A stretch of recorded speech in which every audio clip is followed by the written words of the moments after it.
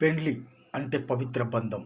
3 ముళ్ళు, 7 అడుగులు, అగ్నిసాక్షిగా, జీవితాంతం తోడు అనే నమ్మకం. కానీ ఆ నమ్మకాన్ని ఆయుధంగా మార్చుకొని అమాయక యువకుల జీవులతో ఆడుకుంటున్న ఓ సంఘటన ఇప్పుడు ఆంధ్రప్రదేశ్లోని శ్రీకాకుళం జిల్లాను ఇస్తుంది. ఇచ్ఛాపురానికి చెందిన వాణి అనే 19 ఏండ్ల యువతి పెండ్లి పేరుతో వరుస మోసాలకు పాల్పడుతూ యువకుల నుంచి లక్షల రూపాయలు వసూలు చేసి పరారవుతున్నట్లు ఆరోపణలు వెల్లువెత్తుతున్నాయి.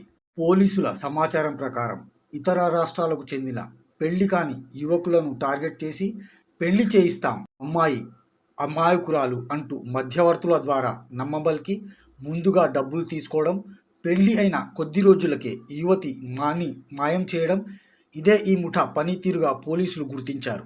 తాజాగా కర్ణాటకకు చెందిన సురేష్ అనే యువకుడిని వాణి వివాహం చేసుకుంది. అయితే పెళ్లైన వారం రోజుల్లోనే వాణి కనిపించకపోవడంతో ఈ మోసం బయటపడింది.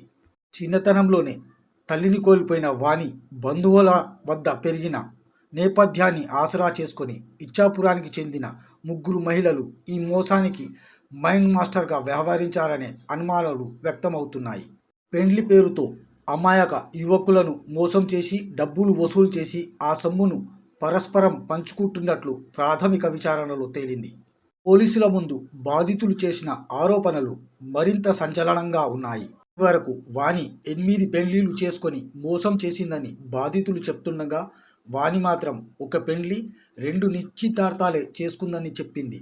కానీ డబ్బుల కోసమే ఈ వ్యవహారం చేశామని పోలీసుల ఎదుట ఆమె అంగీకరించినట్లు సమాచారం.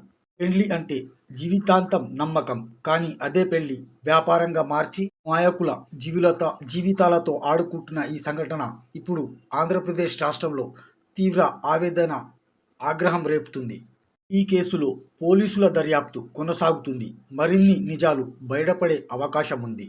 ఇలాంటి మోసాల పట్ల యువకులు అప్రమత్తంగా ఉండాలని పోలీసులు హెచ్చరిస్తున్నారు. Bureau report, A24 news, Hyderabad.